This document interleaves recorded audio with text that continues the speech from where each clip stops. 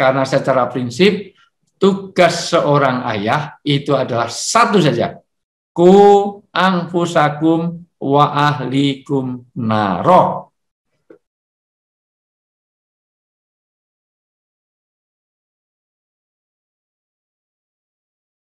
Karena jadi ayah sekarang ini menjadi berat bukan karena apa? Karena kondisi eksternalnya dan internalnya.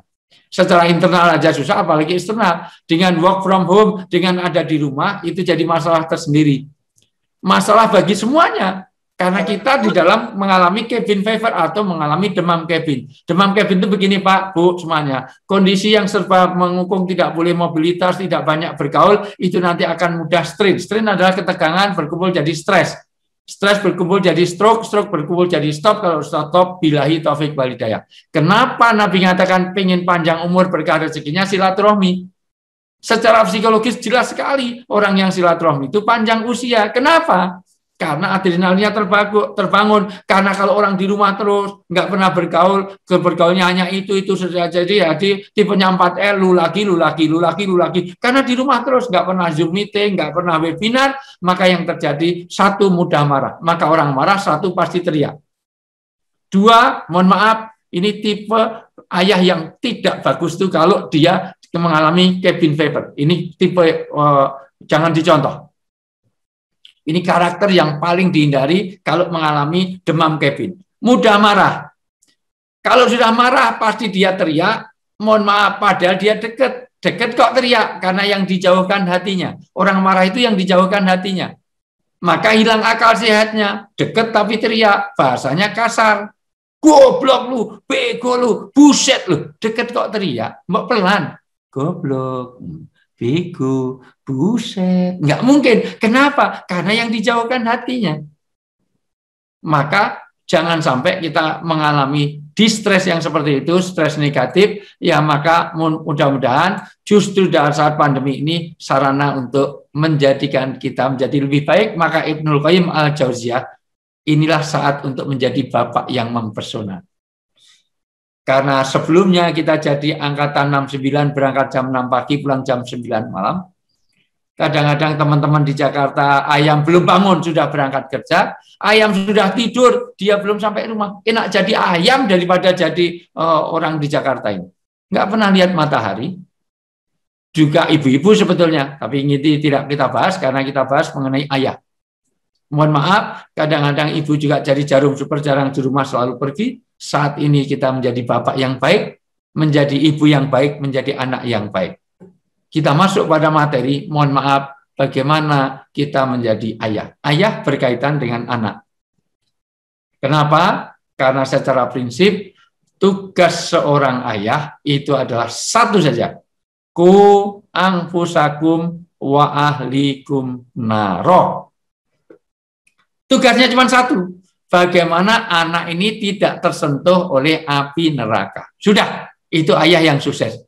Kalau satu karakter ini dibentuk, ada dalam rumah tangga, maka sudah selesai. Tugas sebagai ayah itu, tanggung jawab dunia akhiratnya selesai. Kalau dia tidak mencegah, bisa mencegah, semuanya tidak tersentuh oleh api neraka. Dalam surat At-Tahrim ayat 6 jelas sekali, ku anfusakum ya ayyuhalladzina amanu ku anfusakum wa ahlikum naro. Itu tugas utama ayah. Bapak. Kenapa ini saya sampaikan? Karena karakter nggak usah dibahas banyak. Kalau orang tua sudah bisa membebaskan seluruh anggota keluarganya dari api neraka, dengan apa? Dengan 4 amalan utama di rumah tangga. Rumah itu harus ada 4 hal. Ini yang harus dicatat baik-baik. Jadi ayah yang sukses adalah ayah yang bisa menciptakan 4 hal di dalam rumahnya. Pertama, mohon maaf. Pertama, ini harus saya sampaikan. Kenapa? Karena sebetulnya utamanya sebelum saya bahas, karena kalau mau dibahas secara di breakdown ini bisa nggak selesai. Karena parenting ini belajar selamanya, mau 10 kali pertemuan aja nggak selesai, karena kita selalu belajar terus, dan setiap berkembang tidak ada yang sudah sempurna di dalam menjadi ayah. Ini semuanya menuju kesempurnaan, sekarang sudah beres, nanti anak di usia berapapun akan beda treatmentnya. Pastikan di rumah itu jadi maskanah, itu dulu. Kenapa di dalam bahasa Arab, nanti Ustadz Andi Purnomo akan lebih menjelaskan bagaimana di dalam, kenapa orang Arab kalau tanya rumah, aina taskun. Di mana kamu bersakinah? Karena memang sakinah itu artinya rumah, tempat menetap, tempat tinggal. Maka fungsikan rumah itu tempat untuk kerasan, nyaman, aman. Aman di dunia, aman di akhirat, aman dari siksa neraka, dan aman dari semua kemaksiatan di dunia. Itu tugas pertama. Boleh untuk ini, Ustadz Andi, siap Quran, ini karena ini kajian Quran, dibaca surat An-Naml. Bagaimana semut itu, An-Naml ayat 18. An-Naml ayat 18. Ustadz Andi, minimal terjemahannya saja. Andi Irman. Atau Hafiz. Siapa? Hafiz Andrian. Dibacakan surat An-Naml ayat 18. Baik, saya buka dulu, Ustadz ya. Ya. An-Naml ayat 18. Ayat 18. Sambil saya coba cari An-Naml surah ke-27. Ya, ayat 18. A'udzu billahi minasyaitonir rajim. Bismillahirrahmanirrahim. Hatta idza atau ala wadin namli qalat namlatun ya ayyuhan naml ya ayyuhan naml udkhulu masakinakum la yahtimannakum Sulaiman wa junuduhu wa hum la yash'urun. Ya, boleh dibaca terjemahnya, ya. Hingga ketika mereka sampai di lembah semut, berkatalah seekor semut, wahai semut-semut, masuklah ke dalam sarang-sarangmu agar kamu tidak diinjak oleh Sulaiman dan bala tentaranya, sedangkan mereka tidak menyadari.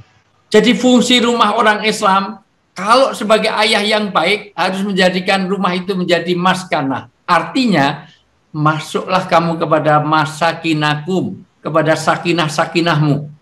Maka rumah harus membuat kerasan aman dan nyaman. Maka kalau ada suami tidak betah di rumah, berarti dia gagal menciptakan rumah secara Islami. Maka ibu, kalau ada suami ibu sering terlambat ke kantor, berarti dia sakinah di rumahnya. Kalau dari kantor pengen segera pulang, homesick terus, maka dia sakinah di rumahnya. Tapi kalau pulang kantor masih mampir ke sana kemari, itu bapak yang tidak sakinah di rumahnya. Maka pastikan kopi yang paling enak adalah kopi bikinan istri. Tapi nggak bisa masak, go food. Sebelum suami datang sudah go food, suami datang dipanasin ulang. Kok enak banget, enak, cuman pakai jempol. Masya Allah luar biasa, pesen online. Maka pastikan satu rumah yang, mohon maaf, yang sakinah, rumah yang nanti bisa mensurgakan, bebas dari api neraka. Tugas seorang ayah utamanya adalah menjadikan rumah itu kerasan. Mohon maaf, menjadi aman. Dulu anak kecil kalau nangis, bertengkar dengan temannya, pasti larinya ke rumah. Karena rumah menjadi penyelesai masalah. Itu yang pertama. Yang kedua, saya percepat karena ini pengantar dulu. Yang kedua, rumah harus jadi musola. Bagaimana seorang ayah di dalam rumah tangga Islami kalau dijadikan rumah sebagai musola, yaitu bukan bangun musola di rumah, bukan, tetapi rumah ada tempat untuk ibadah. Karena tempat untuk ibadah, maka satu di rumah itu, mohon maaf, harus ada bacaan Quran. Nawiru buyutakum bitilawatil Quran, bukan nawiru buyutakum bidrakor. Hiasilah rumahmu itu dengan drakor, drama Korea, bukan. Nawiru buyutakum bisinetronun, tidak ada. Nawiru, hiasilah rumahmu dengan bacaan Quran. Ada suasana ibadah.